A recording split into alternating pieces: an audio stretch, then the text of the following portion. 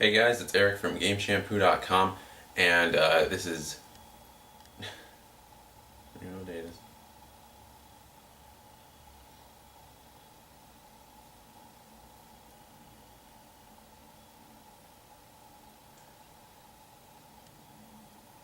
Hey guys, it's Eric from GameShampoo.com, and it's been about a solid day since Microsoft revealed their Xbox One console in Redmond, Washington.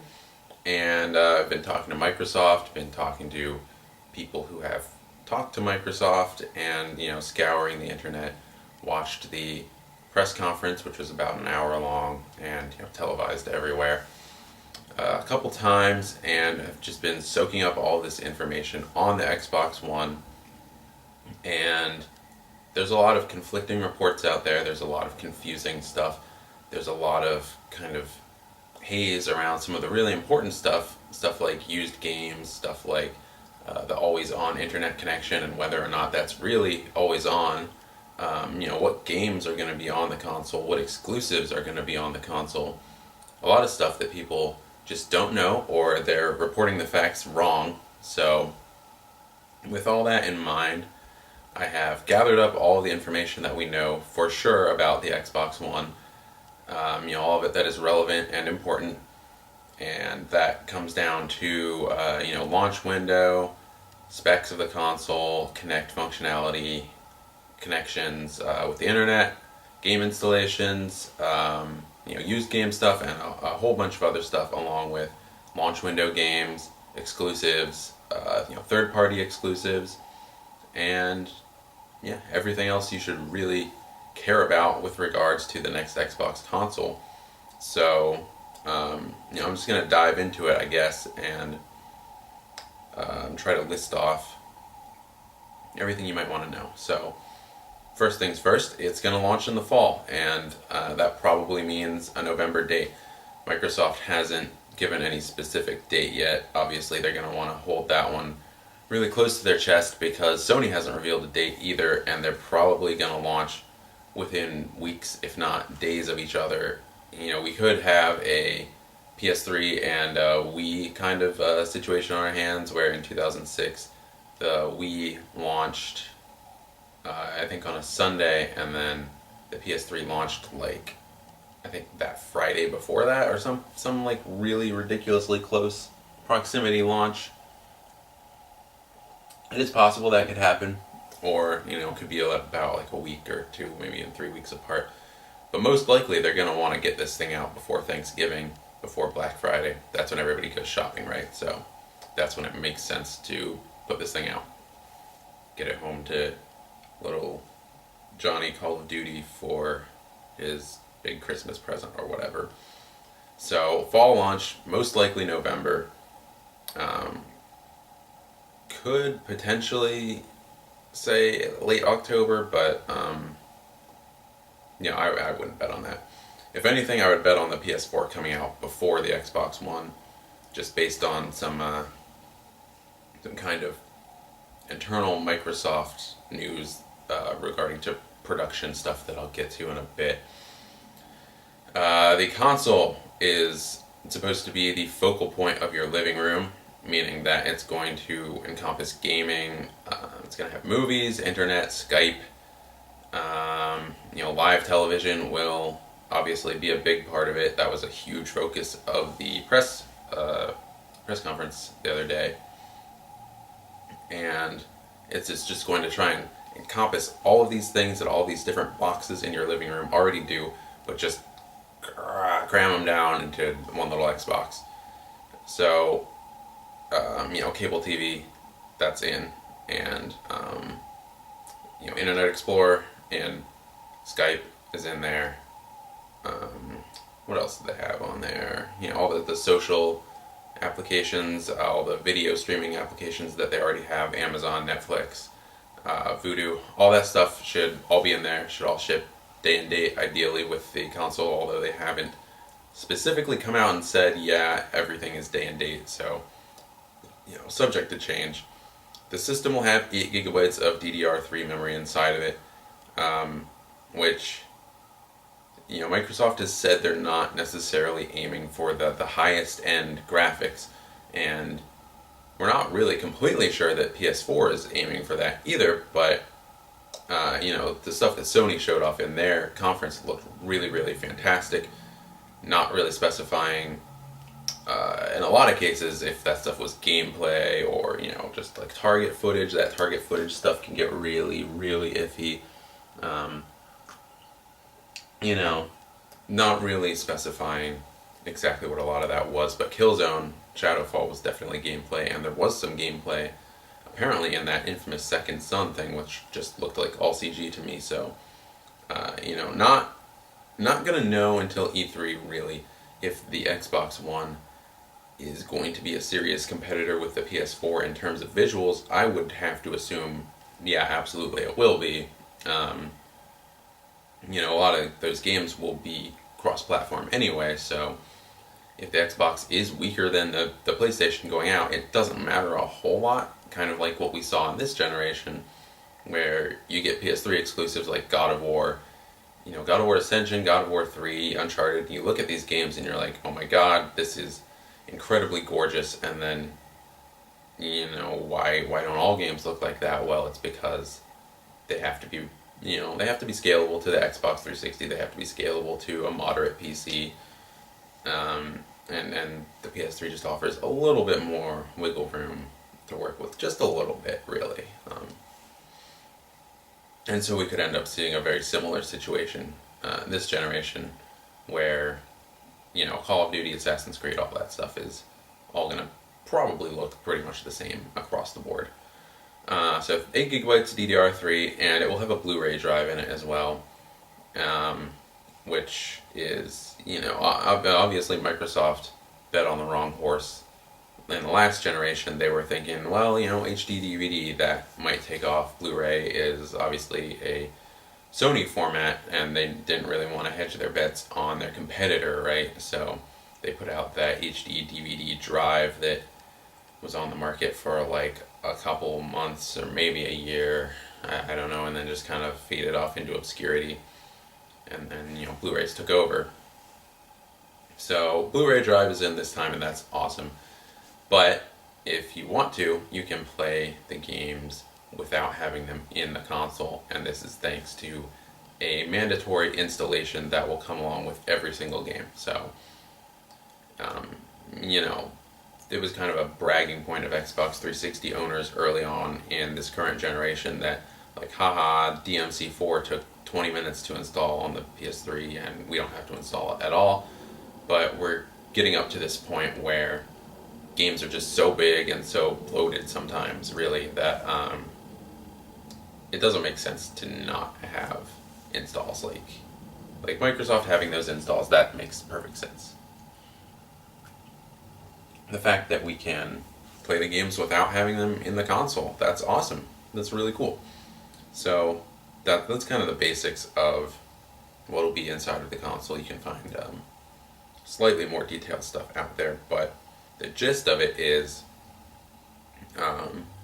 really strong ETI graphics card. Don't remember offhand specifically, the specifics of that card, but it should be comparable with the highest end stuff that they've been making for PC over winter and spring, and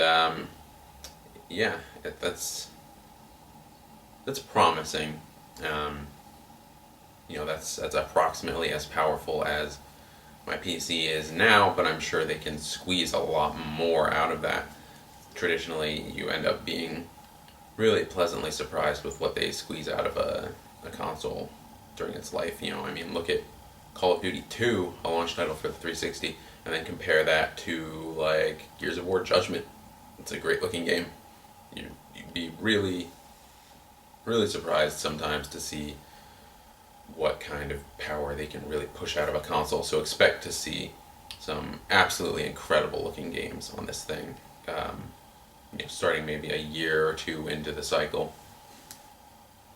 But games were not really the focus of the press conference this week.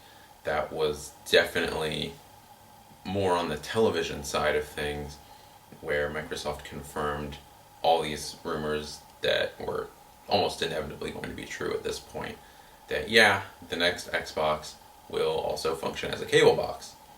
So here's where things kind of start to get a little crazy.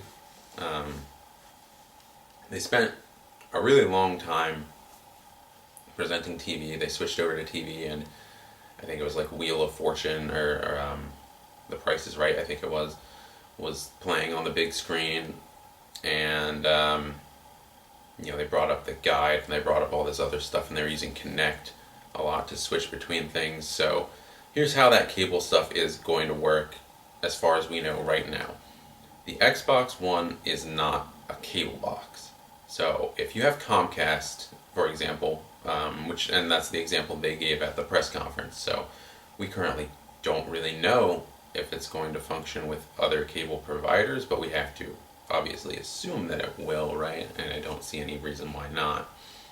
Maybe they'll launch some kind of Xbox Live and cable service deal with Comcast. That would be kind of like a cool incentive to double down on cable. Like, I haven't had cable in years. I just use the internet, so maybe I'll check out cable when this thing comes out. See what's going on over there. But the Xbox One is not a cable box. So that means kind of instantly that their whole, you can do everything in your living room from this one box little spiel is rendered kind of moot, because you need your cable box and you need to hook that up to your Xbox One. And what will happen is you'll have your cable streaming into the Xbox, and then it'll run from the Xbox through the HDMI cord out of your TV. So 2 boxes right away. And you can say, Xbox TV, and it'll switch over to the television using the Kinect voice commands. You can say, I think it was Xbox Guide, and it'll pop up with a TV guide, just like you would find on cable or just like you would find on DirecTV.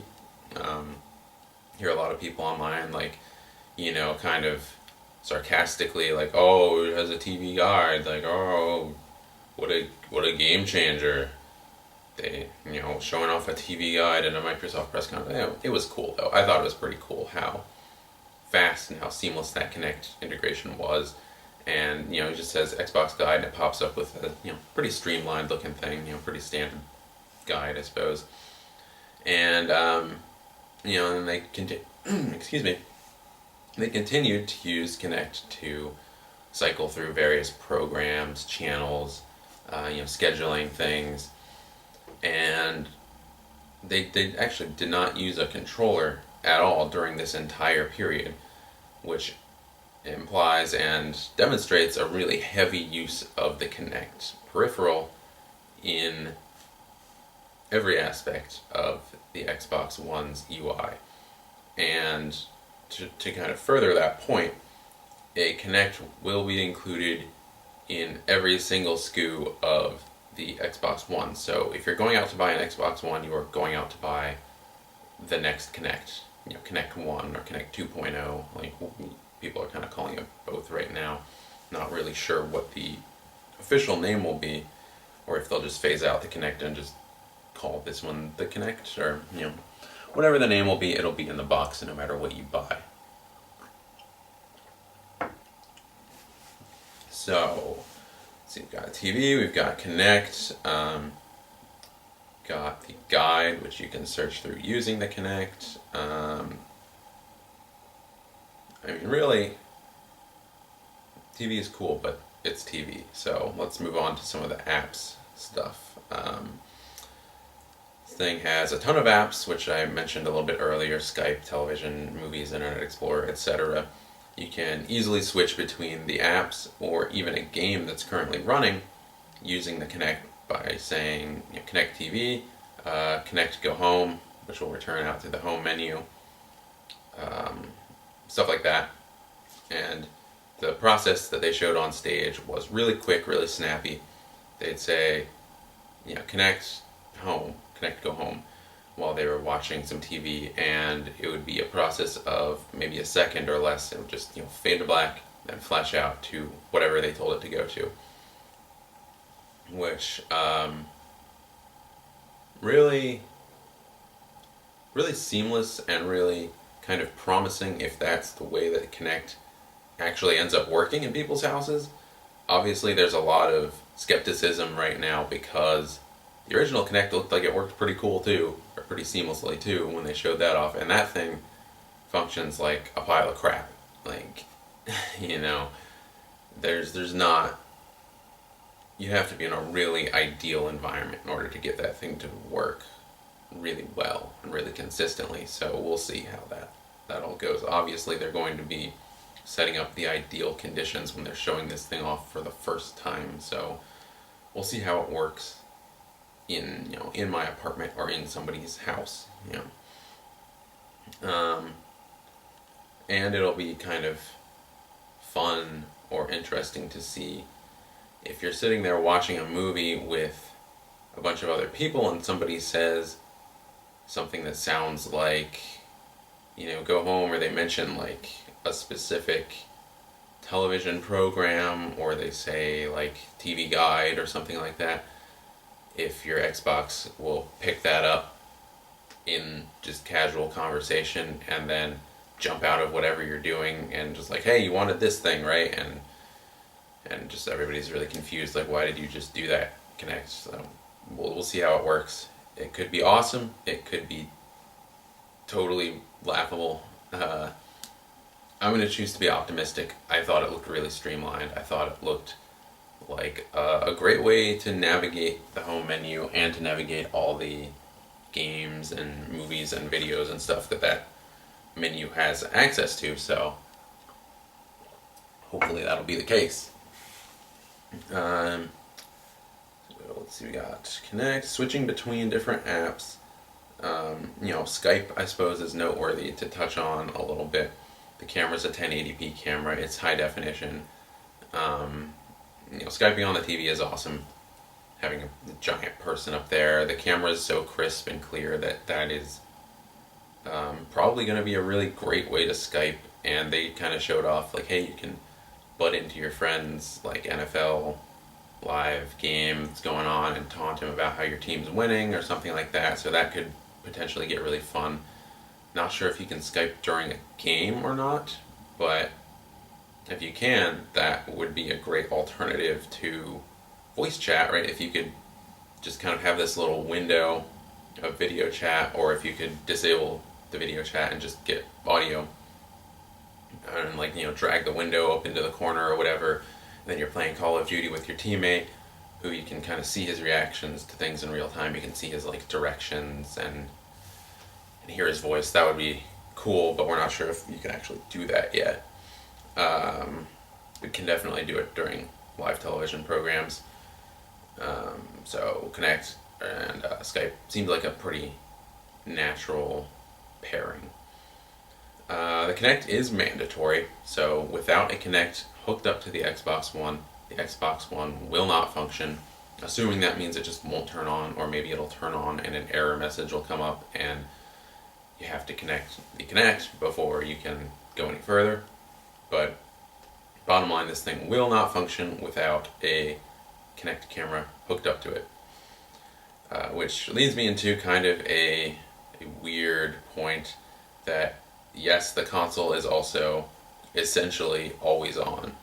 So there's this whole controversy before the Xbox One was revealed of this thing is going to require a constant internet connection at all times.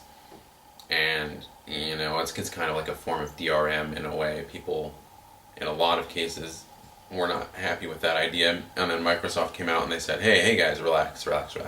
This thing is not actually always on. It does not require an internet connection to play a single player game. And that is halfway true, but in the end it does require a persistent, constant internet connection to function. And here's how that stuff is going to work. So the console does not have to be connected to a live internet connection at all times. Instead, the Xbox One has to connect to the internet at least once every 24 hours, or again, like with the Kinect being disconnected, it will not function. So presumably that means it'll shut down even if you're in the middle of a game, even if you're in the middle of a movie, even if you're in the middle of a Skype chat. I mean, I don't know, yeah, okay, if you're in a Skype chat, you're connected to the internet, so that point is moot. But, a game or movie or, something like that, if you're just playing a single player game, presumably it'll just go, hey, you haven't been on the internet for a while, get out of here. So, no, it does not always have to be connected to the internet. Yes, it has to connect to the internet at least once every 24 hours in order to work. So, essentially, yeah, it's always connected to the internet, because what kind of person, goes over and okay, time to plug in the Ethernet cable to the Xbox today so it'll connect to the internet, and then unplugs it and goes around playing their games. That's not what people do. So yeah, it's always going to be online. Publishers can choose to require an always-on connection even for single-player games. So that's another big point. So, even if you're playing a single-player game and you're some kind of crazy person who is constantly plugging in and unplugging the Ethernet or Wi-Fi, whatever, to your Xbox, or you live in the mountains somewhere and you get internet for 30 minutes every day or something like that, and you have to run quick, go on the internet, it's 30 minutes, they're almost up. Even if you're one of these people, you might be disallowed from playing your, I don't know, Mass Effect single player game or Call of Duty campaign or whatever, what have you, just because a publisher does not want you to do that offline. And so I can think of a lot of examples where publishers would say, hey, you have to be always connected to the internet. I can see EA doing that because they are trying to be connected as much as humanly possible with Origin and adding in, multiplayer to all of their games, stuff like that. I can see Ubisoft doing it because they have this whole Uplay initiative that they're going to want to, be pushing. I can see a lot of publishers saying, hey, you always have to be online while you're playing our games, even if you're in the single player. Bottom line is that is up to the publishers, but yes, you do have to connect every single day. Combined with the whole Kinect always has to be connected thing, that's a little worrying for some people online. I've seen some posts oh yeah, it's a great idea to have this 1080p high-def camera and microphone sitting in the middle of your living room connected to this thing that's always connected to the internet. It is possible to trigger a webcam remotely. It is, clearly going to be possible to trigger a Kinect camera remotely too. So, a lot of functionality hooked up with that. I'm not saying anything that's kind of a crazy theory, but it's understandable why some people might have some reservations about an always internet connected camera staring at them in their living room all the time, because it kind of feels a little 1984. So that's been a concern that people have been raising from time to time online, and I can see why they would be uncomfortable with that. What else? So you can minimize windows so you can watch TV or Skype while you're on the Xbox home screen. And they showed that off by doing pinching and expanding motions with their hands, just like that. Kind of like a little swimming thing. And that's kind of like the equivalent of the little pinch that you do on your iPhone or Android device or what have you, where you want to minimize or expand. And a key point there is that you're using your hands and you're not using your fingers. And when they showed off what the Kinect sees in their press conference, they were showing hands, not fingers. If you looked at their hands, they were kind of like this, like solid blocks. So it looks like the Kinect will be picking up whole hands, and it's confirmed that it will recognize if you rotate your arms around like this or you move your wrist around like that. But it does not look like we can expect to see one finger, finger by finger recognition. So, it's probably a little crazy to expect that, but I don't think I really expected that to happen, but know that that's probably not going to be the case, even though the camera will be high def and it will be a lot more advanced than the current Kinect. It's still probably not going to be that advanced. It was picking up full hands. But yeah, you can do these gestures to minimize, maximize, do a little like sweeping kind of thing to just get a little good at that. Yeah, get a little sweeping thing going back and forth between the menus. A trending section will be added to the menus so you can see what's popular with people on Xbox Live. I think that's a really good idea. It'll be kind of like what hashtags are trending on Twitter right now and that kind of thing. So it'll allow you to see and jump into really quickly popular movies, games, etc. The OS will be based on a combination of Windows 8 and the current Xbox dashboard, which itself is kind of Windows 8-ish.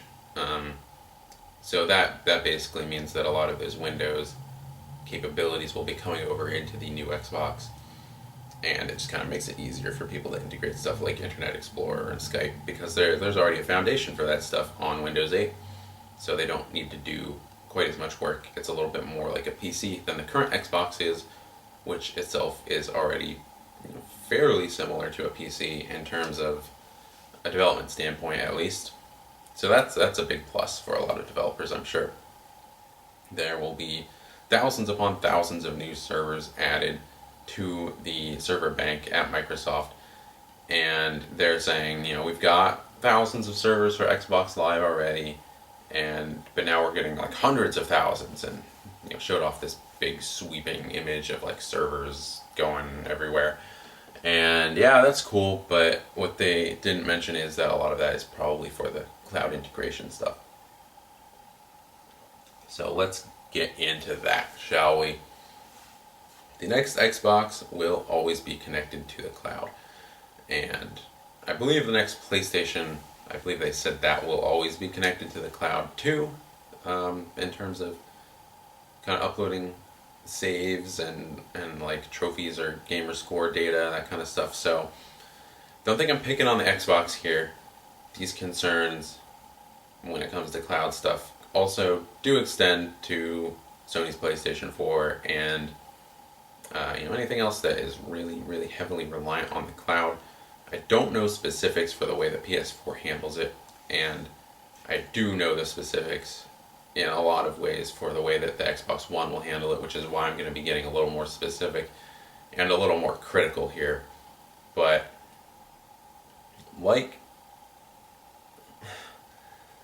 let's save the SimCity comparison for a minute here, but the idea is that you will be able to upload your saves to the cloud. You'll be able to upload your profile to the cloud. You can upload your gamer score to the cloud.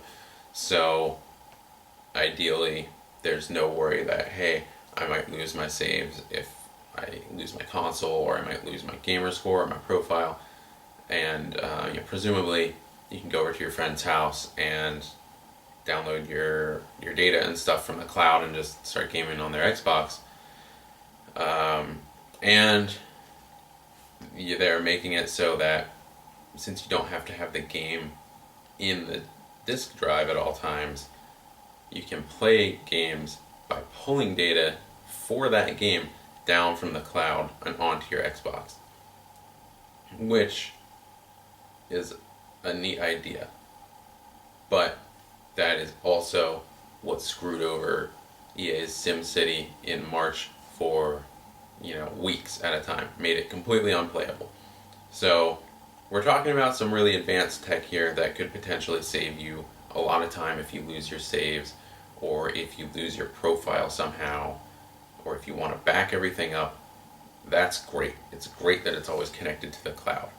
But at the same time, the very same issue that made EA's SimCity completely unplayable for weeks at a time for some people now extends to every single game on the Xbox One. So, it's entirely possible that a company might release a game, require it to always be online and always connected to the cloud, just like EA did with SimCity, and then the company's servers go down, the Xbox Live servers go down, they have server issues somewhere, and now all of a sudden, single player, multiplayer, whatever, this game is completely unplayable until those servers get fixed. That is the gist of that problem. And it's a very real problem, you know. If somebody like, let's say, EA again, if they put out Battlefield 4 and they underestimate how popular that game will be and their servers get totally swamped, that game in its entirety could potentially be unplayable for people.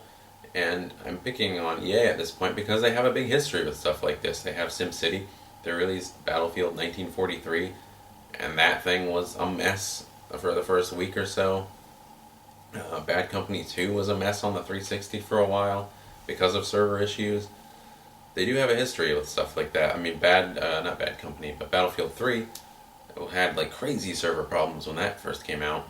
So it is an issue, and it's not something that I feel like people should be integrating into every single game lightly.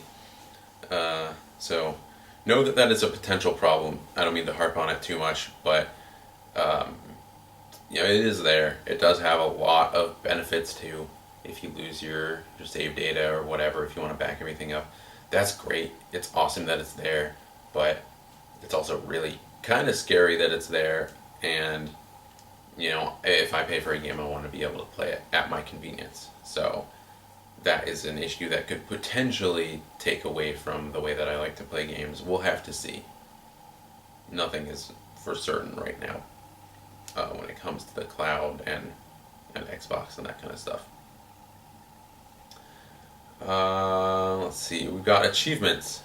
So this is actually a big bonus of the console requiring such frequent internet connections.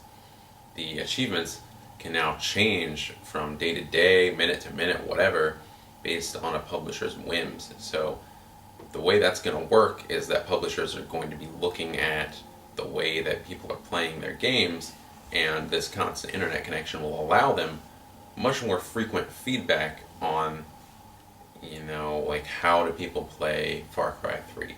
Like, are they running around and hunting a whole bunch, or are they running out and doing all these missions and not really paying attention to the hunting stuff?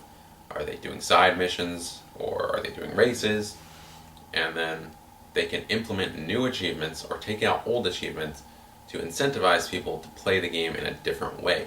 So let's say, going with the Far Cry 3 example, let's say everybody's just running through the core game, not paying attention to the side missions so much. Ubisoft can put out achievements like, hey, go like do all these side missions, and we'll increase how much gamer score those achievements are worth. You know, yesterday they were worth 50, today they're worth 100 because we want more people to go and do those missions. So that stuff can all change. But possibly even more exciting, or possibly kind of worrying or weird, is that achievements can now cross games as well. So let's stick with Ubisoft. They've got Far Cry 3, and then they had Assassin's Creed 3. They both came out pretty close to each other. So let's say they're putting out a Far Cry game and they're putting out an Assassin's Creed game. They can have an achievement that encompasses both of those games. It says, hey, go get 50 kills in Far Cry 3, and then go get 50 kills in Assassin's Creed. And until you go and play both of those games and complete the requirements in both of those games, you will not get that achievement. That's a really interesting idea, and it'll be kind of cool to see where people go with that.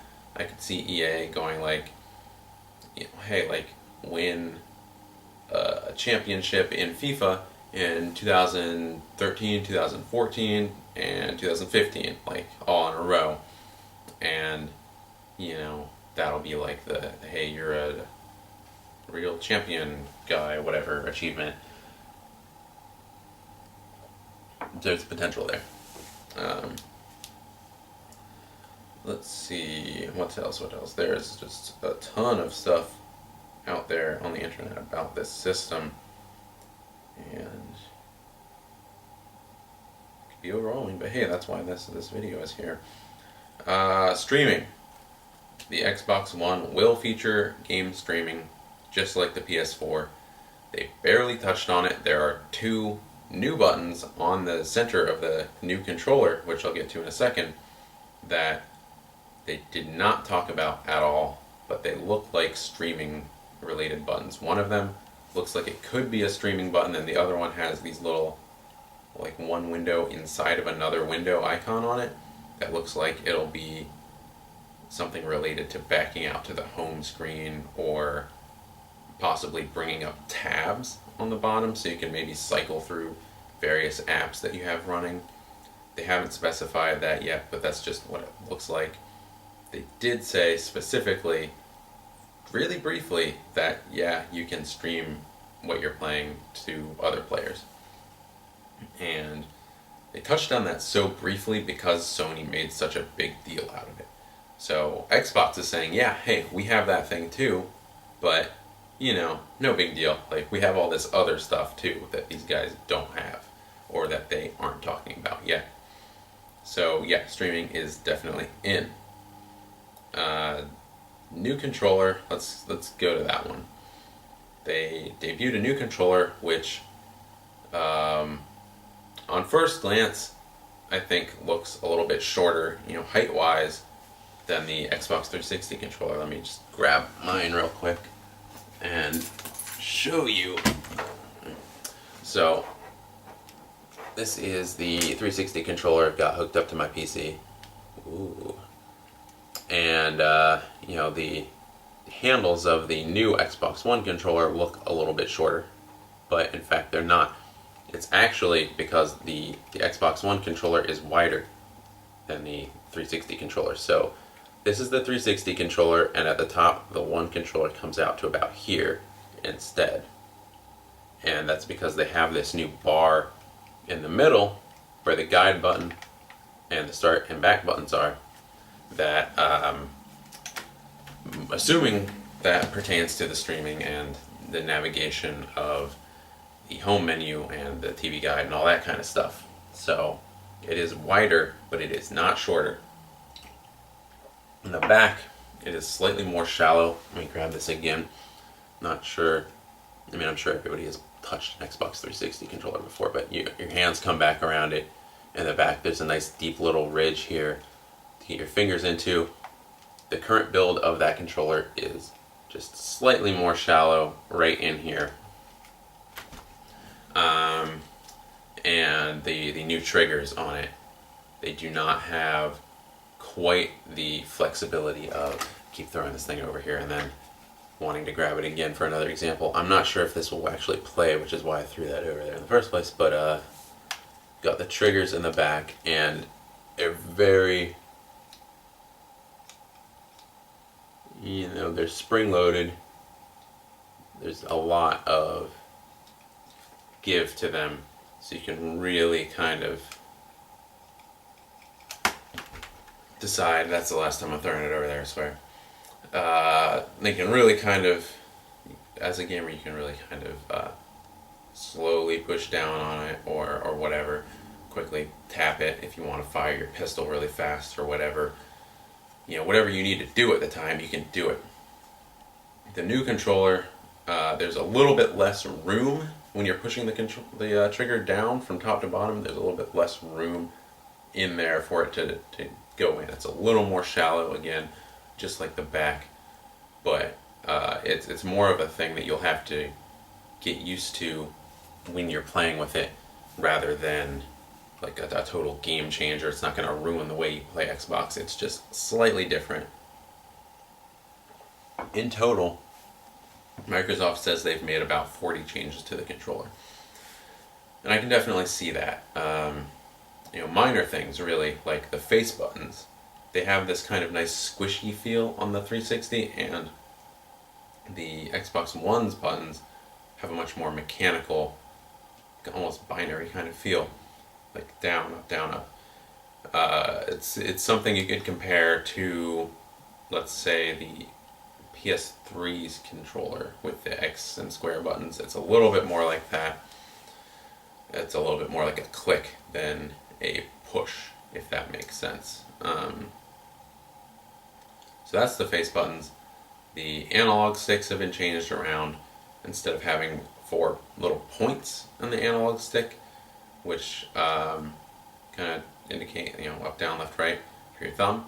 There's a circle around the perimeter of the stick, which is raised a little bit, and so that's kind of like I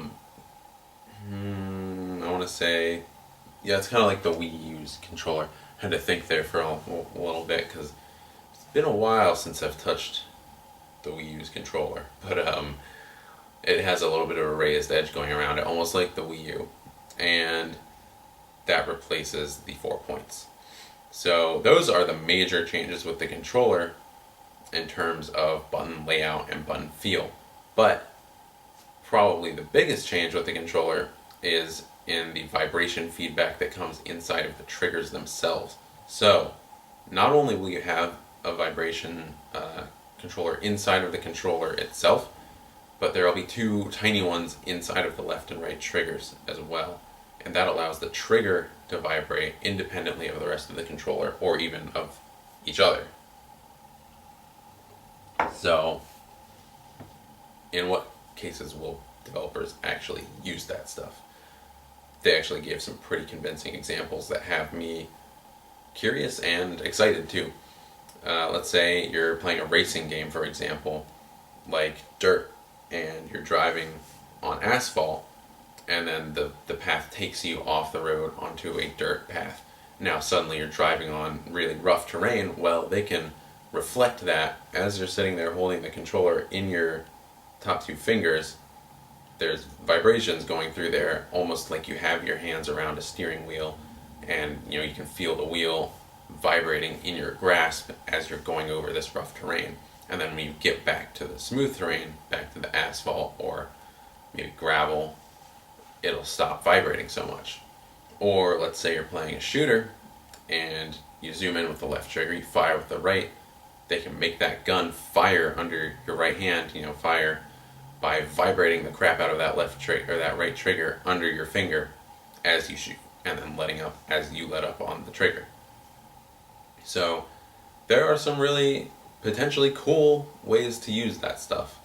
And Microsoft has noted, Phil Spencer has noted to us that a lot of developers, when they're working with the Xbox One, are using the controller and they're using the force feedback stuff in the triggers a lot more than they're using the Kinect. They're using the Kinect for peripheral stuff like yelling out voice commands, like menu control, like maybe social media control through the game, posting stuff from the game to streaming services or Xbox Live or however that stuff works. But they're using the controller for the core experience, which is a combination that could potentially work really well. We'll have to see.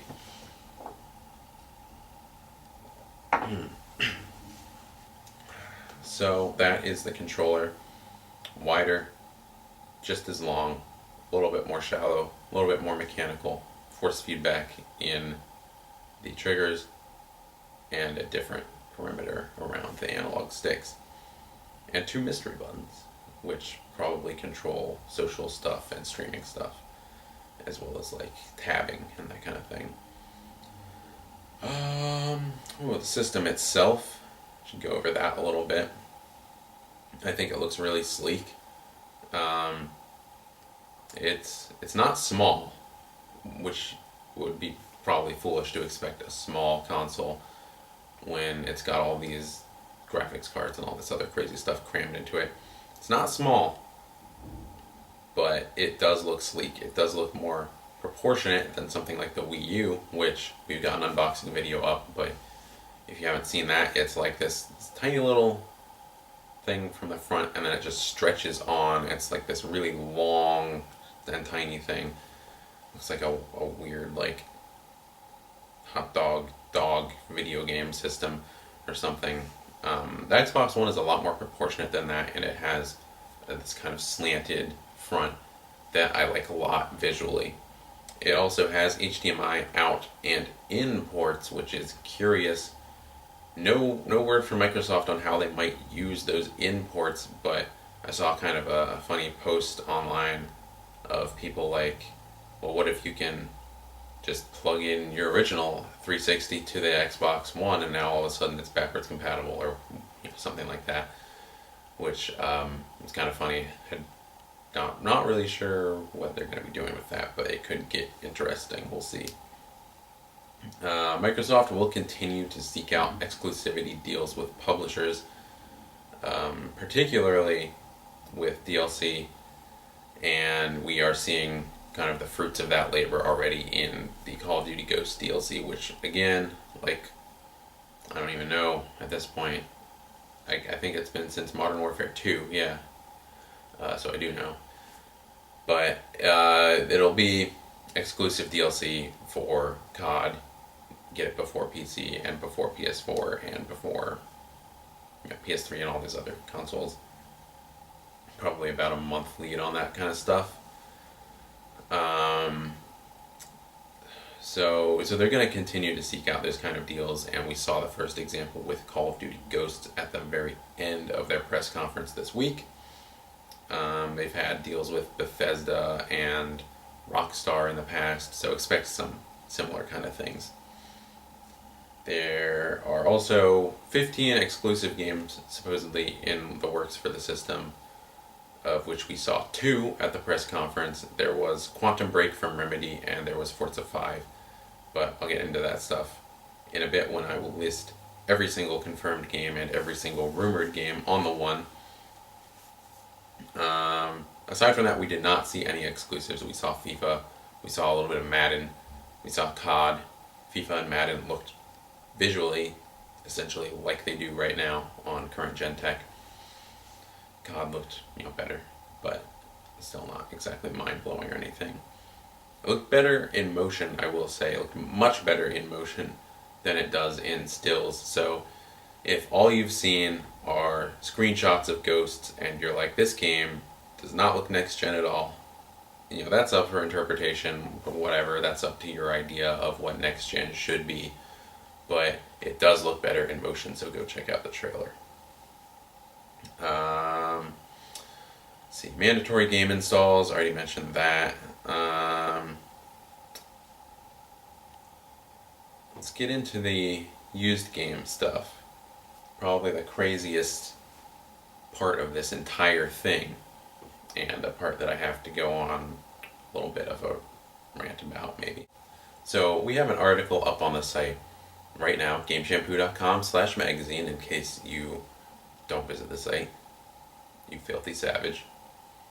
And we have an article up there in which Phil Spencer of Microsoft is quoted as saying, "We don't know in regards to used game content and its playability on the system." So a big sticking point for a lot of people has so far been the fact that there are all these rumors that used games won't work on the system. There's conflicting reports from Microsoft themselves. They came out on Twitter and said, we will support used games. There will not be a fee to play used games on this system. We're not going to punish you for playing used games on this system. And almost at the same time they put that report up, they had people out there telling media, yes, there will be a fee to pay used games on the system, and it'll be as much as the retail price for that game. So if you go over to your friend's house, you think Call of Duty is really cool, you want to borrow it, when you put that thing into your system, it will not function without you paying a $60 or possibly $70, depending on the next gen price, fee. And that is possible thanks to the mandatory installs and the fact that they can actually lock a game's ID to your console's ID. So yeah, it's possible, and Microsoft themselves have been conflicting each other. Their own employees have been conflicting each other with regards to this. So let's break this down. Let's talk about what's actually going to happen. We have a quote from Phil on Game Shampoo. It says, yeah, we don't know what we're doing with used game content just yet. We're working things out. We're workshopping things. We're trying to find out what's going to work for people and what's going to work for us and what's going to work for companies like GameStop. where we can all be happy about it. But we don't know yet.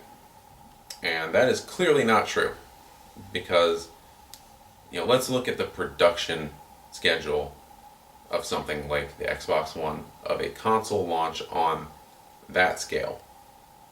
When Nintendo launched the Wii U last year, they were targeting 500,000 sales over the winter season, Thanksgiving, Christmas, that little period just after Christmas where people are going out with their gift cards and their cash and buying things in January. They wanted about 500,000 units moved at that time. So, or they had about 500,000 units moved at that time. I'll say they wanted more than that. But let's say Microsoft ships the same number of units at launch. They ship 500,000 units. Those are units that have to be produced in the Foxconn factory in China. They're produced there alongside Sony's PlayStation products, Nintendo's Wii products and DS products, Apple's iPhones, Samsung's phones, and plenty of other tech stuff, all produced in the same factory. So each console, despite this really streamlined factory process, each console takes a certain amount of time to produce. It consists of a lot of complex parts. They have to put it all together. They have to get those parts from different sources, so they're reliant on a lot of different sources coming together in this same factory to build a unit. Take that time that it takes to make one Xbox, multiply it by 500,000. That's, let's say, how much time it is going to take them to manufacture this Xbox. Excuse me, and to be ready for this launch. And that is alongside of all these products they have to produce for Sony, Samsung, Apple, etc. Now, in order to even be able to begin producing that stuff on time, they need parts from AMD for the graphics chips. They need parts from all sorts of manufacturers, tech companies. Even one delay in that, any of those peripheral companies will result in a delay in production for the Xbox One. And according to people inside of Microsoft, there has already been one delay like that. I believe it was with AMD and shipping out those chips. So we've already seen a delay in the production schedule of the Xbox One, according to sources inside Microsoft. So we have this vast production timeline where they need to pump out as many of these things as possible as fast as they can. 500,000 units, let's say. But this factory is in China. So after they pump out all these units, they have to ship this stuff from China to America. They have to do it safely and quickly in these big shipping containers. When it gets into America and Europe and Japan, presumably, although they haven't really specified anything on Japan yet, and all these other countries that they're building up for their worldwide launch, they then have to ship it to individual retailers across every single country. And that's a lengthy process too. Once it gets into the retailers, they have to build up this process of promoting the system, of setting up their store displays, of building their plans for the launch of this new console. Again, that'll take a week or two. So, all things considered, you're looking at a very, very lengthy process for manufacturing and shipping out this system. Microsoft builds up their final specs. They send those things to Foxconn and all these other companies that need those specs. Those companies all come together, send their things to the manufacturing company. That company manufactures all these consoles over the course of a month or a couple weeks, however long. I'd say probably about a month, 3 weeks or so. And then that company puts all that stuff into a big box, ships that big box, and boxes like it all over the world. Those boxes are broken down into smaller shipments, shipped out all across various countries. When they get there, the stores have to set up displays, they have to set up promotions, they have to set up working schedules for their employees in preparation for midnight launches. It's a really long process that takes months and months and months to complete. if Microsoft wanted to change something small, like the vibration in their triggers, for example, they can do that still. There's still room to contact all of the various people involved in all those processes and say, hey, we're changing something small and inconsequential, so no worries, it shouldn't impact the production timeline, whatever. But they want to have this thing out by November. They want to have this out by Black Friday. If they don't, then they're at a major disadvantage right off the bat.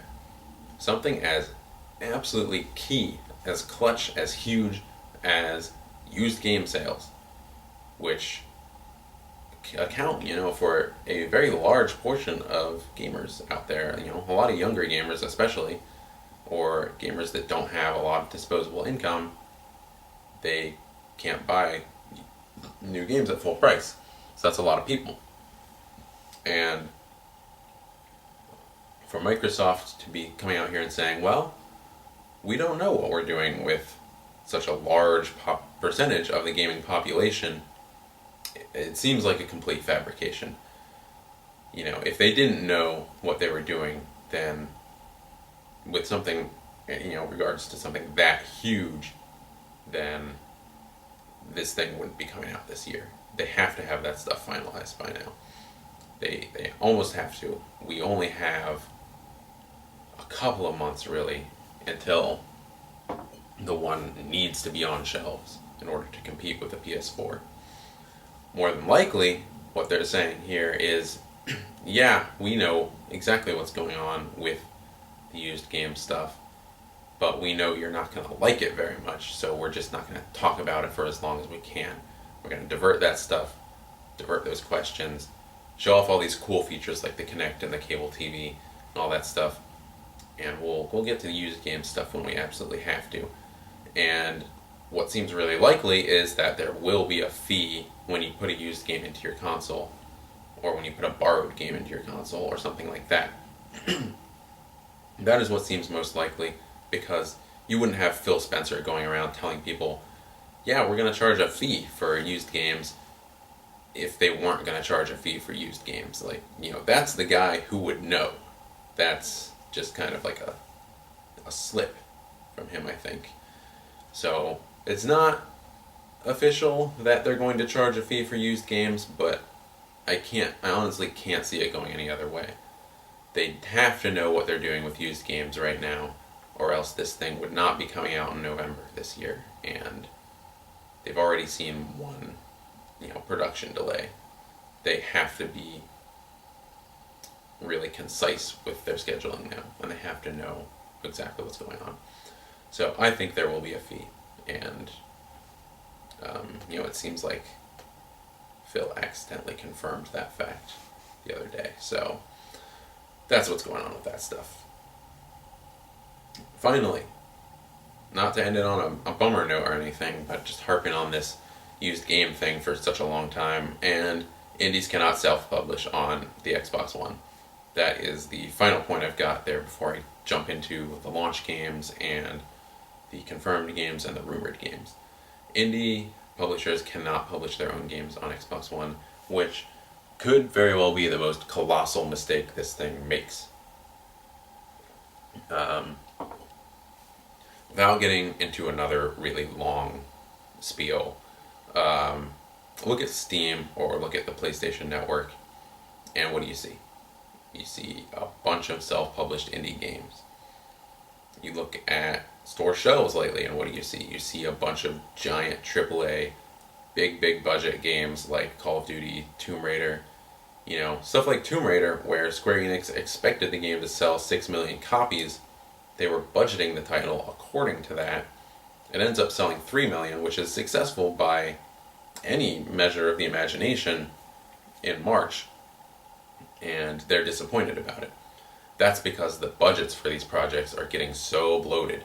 So what we're seeing here, or what we're starting to see, is a lot of companies like THQ and middle-sized companies, developers like Vigil, and all those guys, going out of business or fracturing up or being bought by bigger companies, and you're seeing a lot of indies kind of sprouting up in their place. So we're kind of getting this middle ground where games like Mars Warlogs and a lot of the stuff that's coming out recently on Steam, Far Cry Blood Dragon even, they occupy this middle ground of games that release digitally and they cost between $15 and $30 or maybe even $40, whereas a retail game might cost you $60. But these games, they're much more friendly to indie developers. They cost less to make, they cost less to self-publish, and that's where that kind of, let's call them AA games that don't have quite the budget of a AAA game, they don't have quite the level of finesse a lot of times that these games might have, but that's where those games are going. They're not completely disappearing, they're just moving to a new market.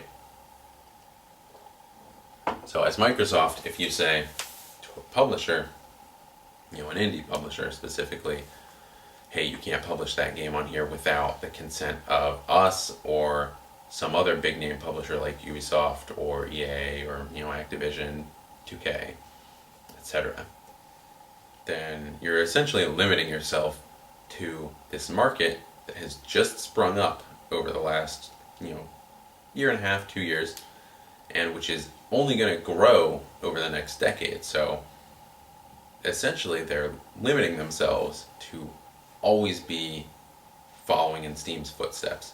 Steam has allowed indie developers to self-publish for a long time. PlayStation allows indie developers to self-publish. There's no reason not to allow that. And it really limits them to this market that is only going to grow and grow and grow and grow and grow in the future. So, again, we'll see how that goes. What we know for sure right now is that indie developers cannot self-publish on the Xbox One, but big developers can. And that brings us to the list, finally, of confirmed Xbox One games. So the list is right now. We've got Assassin's Creed 4 Black Flag from Ubisoft. Battlefield 4 is coming from EA. Call of Duty Ghosts is coming from Activision on November 5th. Not sure if that's going to be for Xbox One, but across all other consoles it'll be November 5th. And that is coming to the Xbox One with an exclusive DLC deal. So the DLC for COD is going to be out about a month early on the Xbox One, making it pretty much the place to get COD, right? So Assassin's Creed, Battlefield, Ghosts, Destiny from Bungie will be on the Xbox One, FIFA 14, Forza Motorsport 5, Madden 25 as they're calling it, 25th Madden, but Madden 14. NBA Live 14, NBA Live making a comeback on the Xbox One. Quantum Break from Remedy, which they showed off a little bit in their press conference this week. We've got Rise. Got to start doing some creative stuff with the hands now. The new Thief game is coming. A new UFC game is coming from EA. And Watch Dogs is coming from Ubisoft. Of those games, Watch Dogs, Assassin's Creed 4, Battlefield 4, Call of Duty Ghosts, FIFA, Madden, NBA Live are all but guaranteed to be launch titles. Forza 5, most likely a launch title as well. NBA Live could be coming in March next year. I mean, that would make sense too. It depends on how long they've been developing it and stuff like that. But because a lot of those games are coming out on current gen and PS4 as well, they're all but guaranteed to be launch titles for this system, or be out within a week or two of the system's launch. So you can pretty much guarantee yourself that those will be out. Rise from Crytek is this Kinect and controller-enabled gladiator game, and rumor has it that this is going to be the big title for the launch of the Xbox One. So, rumor has it that it will be a launch title. It is not confirmed in any way that it will be a launch title, but I've been hearing some people say that Rise is going to be one of the games that Microsoft really pushes when they go into the launch window. That's everything that's confirmed. So now I'm going to list off some games that are rumored for the next Xbox, and laptop's getting super hot, and which are most likely going to be coming to the Xbox at some point. So we've got Wolfenstein: The New Order, which was just announced the other day. It'd be crazy if that didn't come to Xbox One, right? It's coming to PS4. They announced it for next gen consoles, so yeah, it's gonna be on Xbox One. Just don't know when. Um, Supposedly it's coming out in the fall of this year. Not sure if that encompasses next gen versions as well, or is it going to be a launch title? Might get pushed back because we haven't seen a lot of it yet. There's a lot of unknowns with that game, but it will be on the next Xbox. That's all but guaranteed. Halo 5, Halo 5 and 6 really are safe to say that they will be on the Xbox One. Dragon Age 3, The Evil Within from Shinji Mikami's Tango Gameworks and Bethesda Softworks. That'll be a one game. The Witcher 3 Wild Hunt. Rainbow Six Patriots, which is said by Ubisoft to still be in development, although it's possible that it's been seeing some trouble lately. Mafia 3 is rumored for next gen. Doom 4 is rumored for next gen. A game from Ready at Dawn, the developers of the PSP God of War games, is rumored to be going to next gen. Square Enix is working on some next gen stuff using their Luminous engine. We're not sure what. Final Fantasy Versus 13 may be one of those, and it may be rebranded to core Final Fantasy 15. Homefront 2 is still in development at Crytek.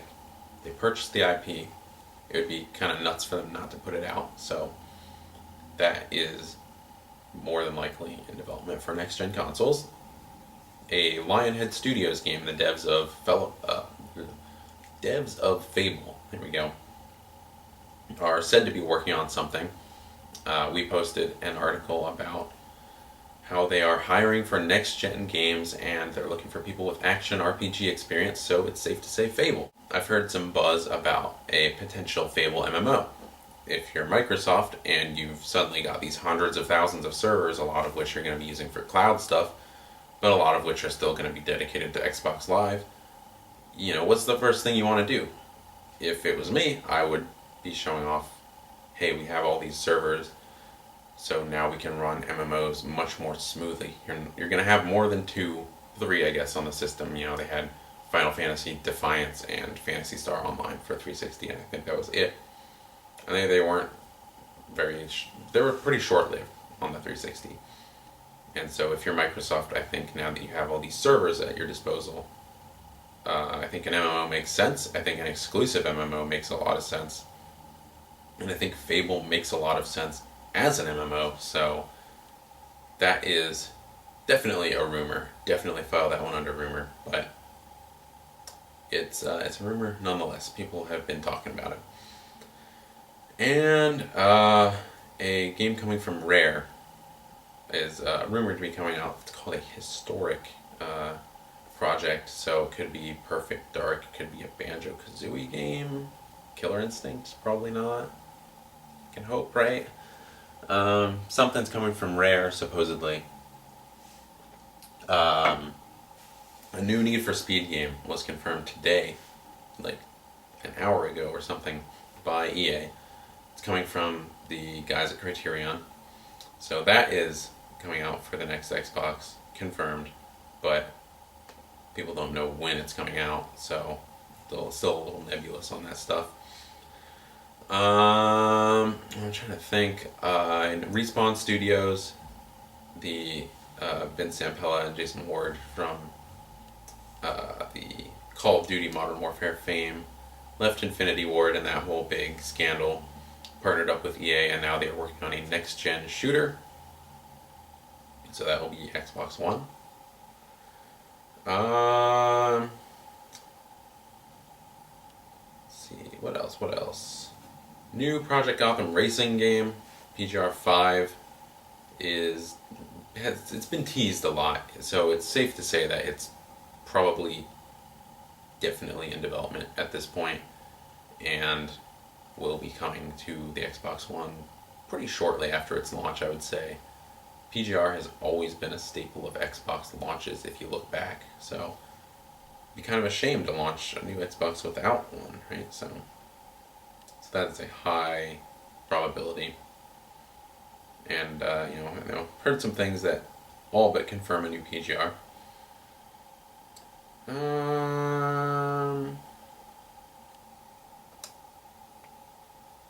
That might be it. Let me just pop into my email really quickly and make sure that I haven't gotten any press release kind of things from companies confirming more stuff.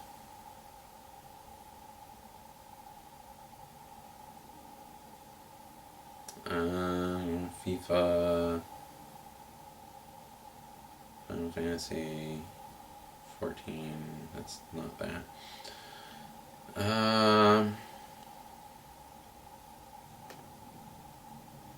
Okay, so got a thing from Microsoft about the Kinect. The new Kinect will be compatible with PCs next year. So just got an email about that. So hey, if you want to mess around with the Kinect like a lot of people have been doing on the PC already, you can do that with the new one next year, and they're going to be talking about that more in June. As far as games go, hard pressed to think of anything right now. I'm sure I'll think of another one as soon as I get off of here, but basically anything you're seeing a developer talk about, now going forward, practically has to be a next-gen game. So those are the list of confirmed ones, and those are the list of kind of the biggest rumors that are surrounding the upcoming games and the launch window and that kind of thing. So that's going to do it for everything we know about the Xbox One.